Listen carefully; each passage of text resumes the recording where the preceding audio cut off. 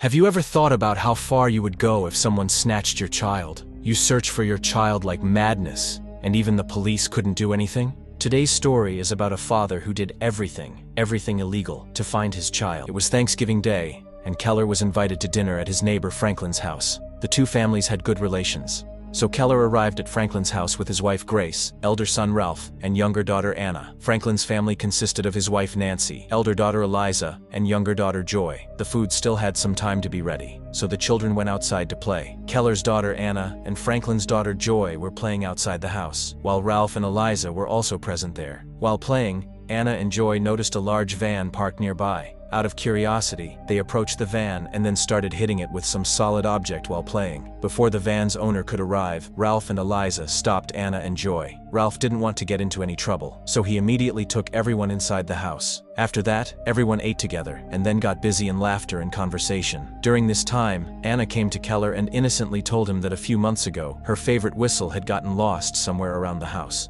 Now she wanted to go home with Joy and find it. Keller smiled at her innocence. He gave Anna permission to go, but he also said that Ralph and Eliza should go with them, so that they all remained safe. Much later, when it was time to return home, Keller called out to Anna and Joy, but surprisingly, they were nowhere to be seen. Worried, Keller asked Ralph and Eliza about them, but both clearly said that Anna and Joy had not informed them about going outside. Upon hearing this, worry lines appeared on Keller and Franklin's faces. Keller thought that maybe Anna and Joy were playing around his house, so he immediately went home to check, but they weren't there either. Panicking, everyone searched for them everywhere around, but couldn't find any trace of them. Then Ralph remembered that the van that was parked near their house a while ago was now missing from there. Hearing this, Keller's anxiety increased even more. He immediately called the police without wasting time. The entire city's police got engaged in finding that van, and within some time, they found the van. The police headquarters had assigned the entire investigation of this case to Detective Loki. Loki cautiously moved toward the van, but as soon as the van's driver sensed the police presence, he tried to escape from there. However, while fleeing, the van crashed straight into a tree, and the police caught him right there. During the interrogation, the driver's behavior was strange. He wasn't answering any question properly. Loki only found out that his name was Alex, and he lived with his aunt. For further investigation, Loki went to Alex's aunt's house. There he found out that Alex's parents had died in an accident. Since then, he had been living with his aunt. Loki's eye fell on a photo of a man placed in Alex's room. When asked, the aunt told that this was her husband, that is, Alex's uncle's photo. About 5 years ago, there was a fight between the two over something, after which Alex's uncle left the house in anger and never returned. Apart from this information, Loki didn't get any special evidence from Alex's house. After this, he sent Alex's van for forensic examination, but no solid clue related to the children's kidnapping was found there either. Meanwhile, a shocking revelation about Alex came out.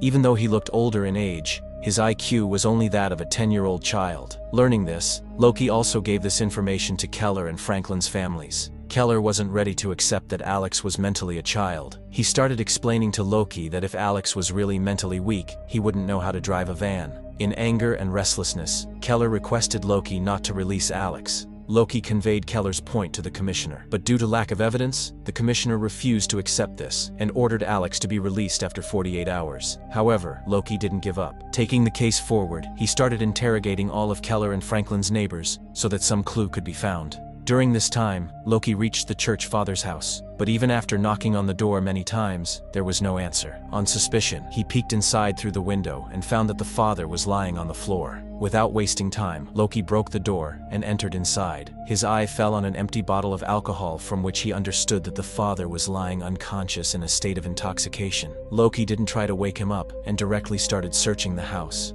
Then his eye fell on a secret basement. As soon as he opened the basement door and entered inside, seeing the scene there, his soul trembled. Inside, a rotten corpse was lying. Loki angrily immediately shook the father awake and questioned him about that corpse. The father told in a trembling voice that a few years ago, this man had come to him to confess his sins. He had told the father that till now he had sent 16 children to God's house, and he had no remorse about this. Rather, he was feeling proud of it. Not only this, he was claiming to kill more children in the same way in the future too. He had said that he had started a war with God, and now he wasn't going to stop. Hearing this, The father was shaken from inside. He felt that leaving such a person alive would be another sin. That's why he himself sent him to death and hid his corpse in the basement. As soon as the father confessed his sin, Loki took him into custody. The next day, Keller and Franklin were searching for children in the forest with the police. Just then, Keller's phone rang. On the other side was his wife, Grace. Hearing her panicked tone, Keller became alert. His wife told in a trembling voice that the police was releasing Alex. Hearing this, Keller lost his senses and without delay ran toward the police station. Outside the police station, a crowd of journalists had surrounded Alex. Keller cut through that crowd, reached Alex, and pushed him down to the ground. Trembling with anger, he asked Alex about the children.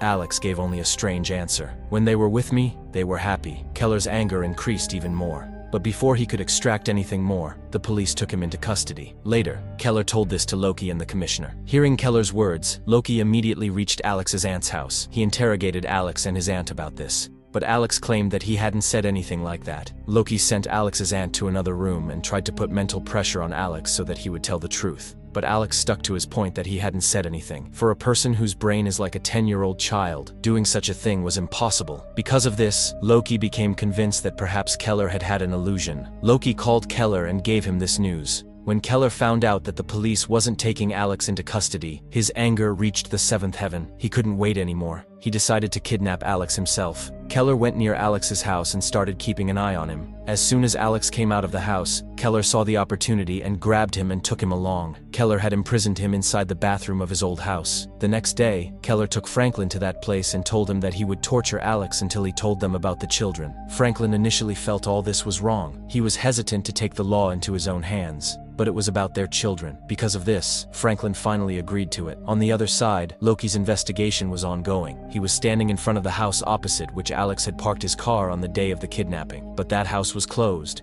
and the door was locked. It was found that the house owner had put it up for sale. Loki immediately found out the house owner's information and left to meet her. The house owner was an elderly woman. When Loki met her, he learned a heart-wrenching truth. That elderly woman told him that 26 years ago, from the same house that she had put up for sale, her son Barry was kidnapped. The shocking thing was that on the day her son disappeared, a van was also parked there. She had tried every possible way to find her son, but she never found him.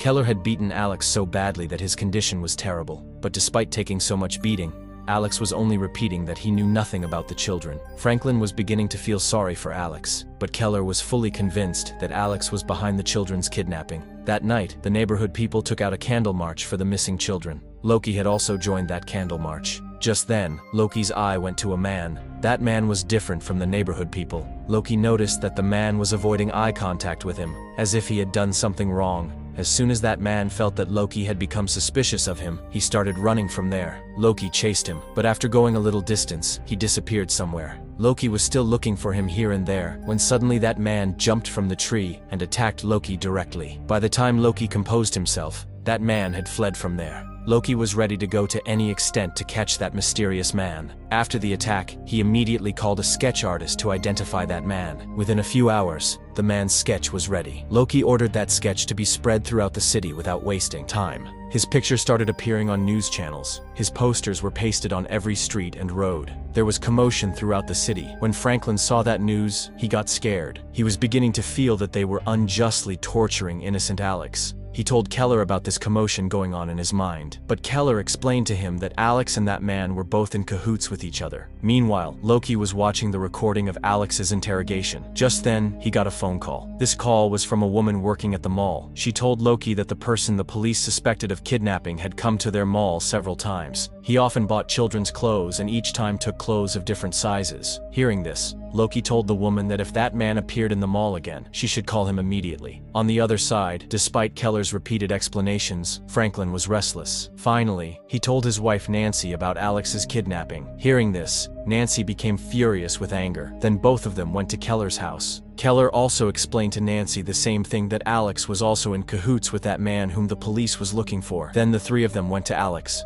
Keller had beaten Alex so badly that his condition was terrible. Nancy asked Alex about her daughter, but groaning in pain, Alex only said that he hadn't done anything and should be let go. Nancy felt sorry for his condition and untied his hands. As soon as she did this, Alex pushed Nancy away and broke the window glass and kept it with him. As soon as Keller and Franklin heard Nancy screaming, they both immediately entered the room. Alex attacked Keller with a piece of glass and tried to escape from there, but Keller and Franklin caught him and imprisoned him again. Keller had beaten Alex so badly that his condition was terrible, but despite taking so much beating, Alex was only repeating that he knew nothing about the children. Franklin was beginning to feel sorry for Alex, but Keller was fully convinced that Alex's hand was behind the children's kidnapping. It was becoming difficult for Franklin and his wife to bear all this. They had realized that now they couldn't support Keller, but in hope of finding their daughter, they didn't try to stop Keller either. After casting a deep look at each other, they silently left from there toward their home without saying anything. But someone else was also trying to break into their house. This was the same man the police was looking for. Inside the house, Franklin's elder daughter was alone taking a bath. But before that man could harm her, Franklin and his wife returned home, so he had to flee from there. After this, that man started trying to sneak into Keller's house. He stealthily entered Anna's room, but just then, Keller's wife Grace heard a slight sound from the room. Being alert, she immediately reached Anna's room, but she didn't see anything strange there. Grace was looking here and there when suddenly she felt movement inside her bedroom. When Grace reached there, she saw that the bedroom window was open. Before she could understand anything, that man had fled from the house. Hearing Grace's scream, Ralph also came there. Grace thought that maybe Anna had returned home and she had opened the window. Fearing something untoward, they immediately called Loki. During the investigation, Grace took Loki to an underground chamber built in the house. Keller had prepared this chamber for any emergency situation. Everything necessary to survive for months was kept in it. While talking, Grace asked Loki about Keller. Keller had told at home that he was trying to find Anna by working with the police. Loki was shocked to hear about Keller because Keller wasn't with them at all. Then Loki's eye went to a bag of sodium hydroxide lying in the corner of the underground chamber. His eyebrows tensed. This was the same chemical that was used to melt bodies and decompose them quickly. Seeing such a dangerous chemical in Keller's house, a wave of doubt ran through Loki's mind. The very next day, he started secretly keeping an eye on Keller. He saw that Keller left with his car and parked his vehicle near a liquor store, but he didn't go inside the store. He started walking on foot toward his old house.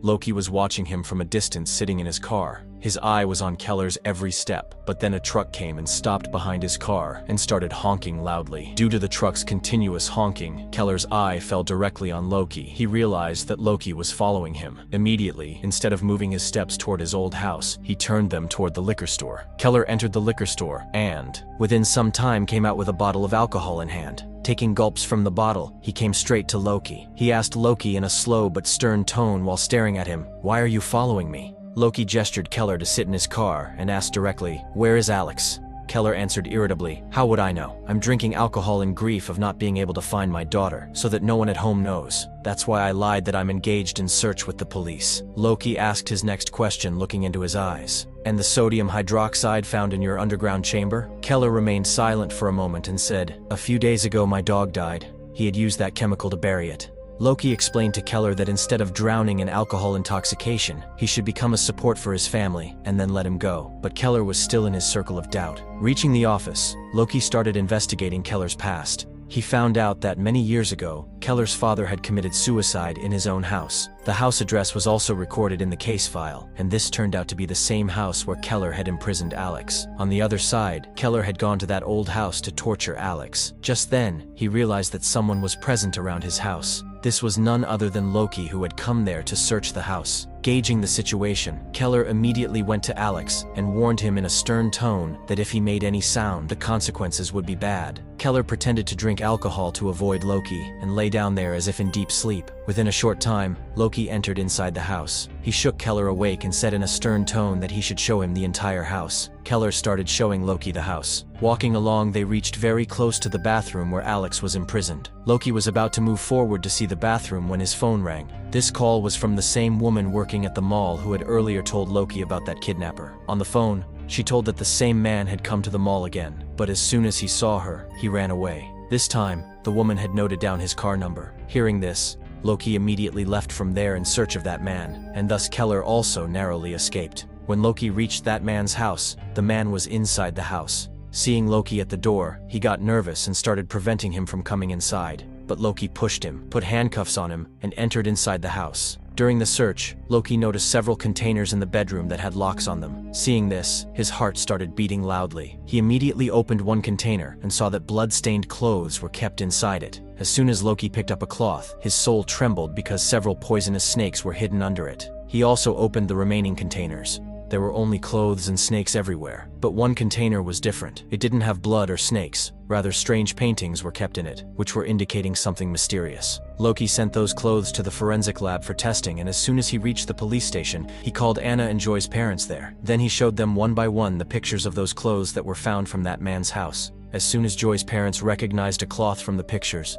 they burst into tears and left from there sadly. After this, Loki called Keller and asked him to also look at the pictures. There was a photo of a sock in the pictures which, upon seeing, the ground slipped from under Keller's feet. He immediately recognized it and couldn't control his emotions. Filled with anger and sorrow, Keller flared up at Loki. He criticized Loki, saying that instead of catching the real kidnapper, he was wasting time following him. Saying this much, Keller angrily left from there to his home. As soon as he reached home, Keller saw that news channel reporters were hovering around his house. Gauging the situation, he strictly instructed his son Ralph to maintain distance from them. Along with this, Keller didn't want his wife to know anything about the blood-stained clothes, so he told Ralph to throw away the next few days' newspapers and not play any news channel on TV. While consoling his son, Keller promised that no matter what the police says, he will find his daughter at any cost. On the other side, Loki was sitting restlessly at the police station. He had only found out about the kidnapper that his name was Bob Taylor, but he failed to get any concrete information from him. Bob had claimed that he would make a map of the place where Anna and Joy were imprisoned. He had been engaged in making the map for the last 3 hours,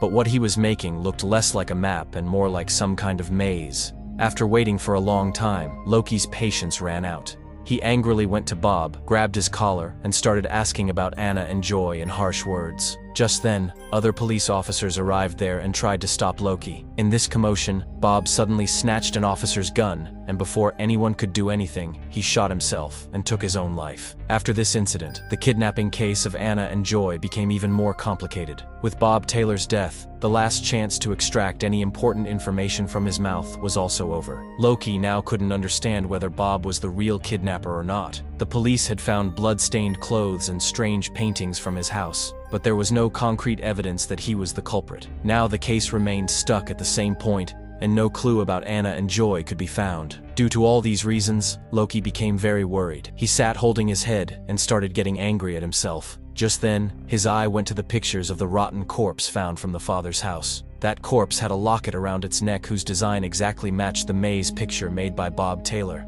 Loki was just thinking about this when he got a call from a police officer. The officer immediately called him to Bob Taylor's house. The officer told Loki that when the police excavated the ground around Bob's house, 2 dolls were recovered from there. At first glance, those dolls were looking like children's corpses, which made the police suspect that this could be some important clue related to the kidnapping case. The officer further told that according to the forensic report, the blood on the blood-stained clothes found from Bob's house was not human blood, but pig blood. During his investigation, Loki had found out that in childhood someone had kidnapped Bob. Although Bob succeeded in escaping from there somehow, during the kidnapping he was given continuous injections of narcotic drugs, due to which he couldn't remember anything about his abductors. For this reason, the police could never catch Bob's real kidnappers. Finally, Loki and the police reached the conclusion that Bob Taylor was not a kidnapper, but a mental patient. The childhood kidnapping had a deep impact on his mind, and when he saw the news of Anna and Joy's kidnapping on TV, he started connecting this incident with himself. Gradually, he considered himself a kidnapper and started doing similar acts. Now the question was, how did Joy and Anna's clothes reach him? You would remember that one day Bob Taylor went to Keller and Franklin's house. That same day, he had stolen these clothes. According to the police officer, apart from these 2 clothes, all the remaining clothes were absolutely new. Even their tags hadn't been removed. On the other side, Keller once again went to Alex. He told Alex that if he told about the children, he would let him go to his aunt. Alex remained silent for some time, then slowly said that the children are imprisoned inside a maze. But after saying this much, he suddenly became silent. Keller kept asking him continuously, but Alex didn't say anything beyond this. He was behaving as if he didn't remember anything else. Alex had mentioned a maze, which made more questions arise in Keller's mind. To get to the bottom of this, he reached Alex's aunt's house. As soon as he reached there, Keller apologized to Alex's aunt for scaring him on the day of his release. He said that perhaps because of his scaring, Alex must have fled, leaving home. Alex's aunt accepted his apology and called him inside. During the conversation, the aunt told Keller that earlier she and her husband used to be very religious, but when their son died of cancer, their faith in God was lifted. To forget that same grief, they had adopted Alex. But despite this, they could never forget the grief of their own son's death. She further told that in Alex's childhood, an accident had happened, due to which Alex can speak very less. While talking, Keller mentioned the maze, but from Alex's aunt's expressions, it was clearly visible that she had no information about this. Not getting any important information, Keller returned home disappointed. As soon as he reached home, his wife Grace came running to him in panic. She told rapidly that just now a call had come from the police station, and they had told that Franklin's daughter Joy had been found, but no clue about Anna had been found till now. Grace said that Joy was admitted to the hospital at this time, and they should reach there immediately. Hearing this, a new ray of hope awakened inside Keller, and without delay he went to the hospital with Grace. As soon as he reached the hospital, Keller started asking Joy about Anna and the kidnapper. Joy was very weak and scared, but still she answered in a low voice. She told that Keller had come to the place where they were imprisoned, but the kidnapper had put tape on their mouths. Because of this, they couldn't call out to Keller. Joy further told that they somehow tried to escape from the kidnapper's clutches, but the kidnapper caught Anna again. Luckily, Joy succeeded in escaping. However, due to weakness, she couldn't go very far, and after some time fainted on the road. Fortunately, some good person saw her and got her admitted to the hospital. Hearing this, Keller fell into thought for a moment, and then suddenly started going somewhere in a hurry. At that very time, Loki was coming toward Joy's room to see her. He saw Keller leaving rapidly and tried to stop him, but without stopping, Keller rapidly ran toward outside. Loki also ran after him to stop him, but before he could catch Keller, Keller had started his car and left from there. Loki suspected that Keller must have gone toward his old house. Without wasting any time, he also immediately set out toward Keller's old house. As soon as Loki reached there, he heard Alex's loud screaming from the window. His screams were piercing the silence of the house. Loki cautiously moved forward and quietly entered inside the house. As soon as he stepped into the room, he looked around. The atmosphere was scary, but he somehow found Alex. Alex was locked in that terrible room in bad condition. Loki quickly took him out from there. Finally, Alex was free from hell-like tortures. But despite searching the entire house, Loki didn't find Keller anywhere because Keller wasn't there at all. Keller had gone to Alex's aunt's house. He had understood that Alex's aunt had imprisoned Anna and Joy. Keller's plan was that after entering inside the house, by threatening, he would extract information about his children from Alex's aunt. But Alex's aunt was quite clever. First, she let Keller come inside the house, and as soon as Keller asked her about the children, Alex's aunt pointed a gun at him. She told Keller to put on the handcuffs kept in the drawer, and then took out a bottle from the fridge and told him to drink it. That bottle contained narcotic drugs. Then she took Keller outside the house. During this, she told Keller that a few years ago, when her child died, she and her husband waged war against God. She and her husband had kidnapped several children and sent them to death. Alex was the first child who was kidnapped, whose name was Barry. Barry was the child of the same old woman who was shown at the beginning of the movie. She further said that till now they had kidnapped so many children that she didn't even remember their names. Bob Taylor was also one of those children. They used to kidnap children, torture them, and kill them. A car was parked in the house courtyard. Alex's aunt told Keller to move the car from there. As soon as Keller moved the car, a small lid appeared below. The aunt told Keller to open that lid. As soon as Keller removed the lid, a deep pit appeared below it. The aunt told in a cold tone that when the police came here looking for the girls, she had hidden them in this very pit. After this, she ordered Keller to go inside the pit, but Keller flatly refused. As soon as Keller refused, the aunt without any hesitation shot him in the leg. Groaning in pain, Keller had to go inside that pit. The aunt told Keller that soon she was also going to throw Anna's corpse in this pit. Saying this much, she closed the lid of the pit and covered it with the car. Keller had a small torch. With the help of that torch, he started looking at that pit. There, he found a red-colored whistle. This was perhaps the same whistle that Anna had taken Joy to her home to find. That is, she had found that whistle before being kidnapped. At the police station, the commissioner ordered Loki to go to Alex's aunt's house and tell her that Alex had been found. Loki immediately reached the aunt's house and knocked on the door. But at that time, the aunt was in another room where she was about to inject Anna with poison. Because of this, she didn't hear the knock on the door. When no one opened the door for a long time, Loki himself opened the door and went inside. inside. There, his eye once again went to the photo of the aunt's husband. The aunt's husband was wearing the same locket around his neck that was around the neck of the corpse found from the father's house. Seeing this, it was as if lightning struck in Loki's mind. Commotion arose within him. His heartbeat became fast. Everything started connecting. For a moment, silence spread in the room, but the echo of doubt inside Loki became even louder. Now there was no doubt. The truth was before him, terrible and shocking. Just then, Loki heard a slight sound. He quietly followed that sound and went to the next room. In that room, the aunt was giving Anna an injection. Loki pointed the gun at her and told her to turn back, but he didn't know that the aunt also had a gun. The aunt had understood that now her game was over. Because of this, as soon as she turned back, she fired the gun directly at Loki. Loki also fired at the aunt at the same moment and sent her to death. Luckily, the bullet fired by the aunt grazed Loki's brain and hit the wall, but it was enough to seriously injure Loki. However, Loki didn't give up, and picking up unconscious Anna, ran straight toward the hospital. Before Loki reached the aunt had given half the injection to Anna. Luckily, Loki reached the hospital in time, and both Anna and his life were saved. Both girls, Anna and Joy, had been found safe, and Alex had also returned to his real parents, but Keller was still imprisoned in that dark pit. On the other hand, Loki, as soon as he was discharged from the hospital, reached Alex's aunt's house again for investigation. There was silence all around. A cold wind was blowing, rustling. Just then, suddenly he heard a very faint whistling sound. Loki became alert. He listened carefully. The sound was coming from underground. Keller was somehow signaling his presence by blowing the whistle as his last hope. Loki slowly moved toward the place from where the sound was coming. Will he be able to find Keller? Will Keller be able to get out of this terrible imprisonment? And with this mystery, this story ends here.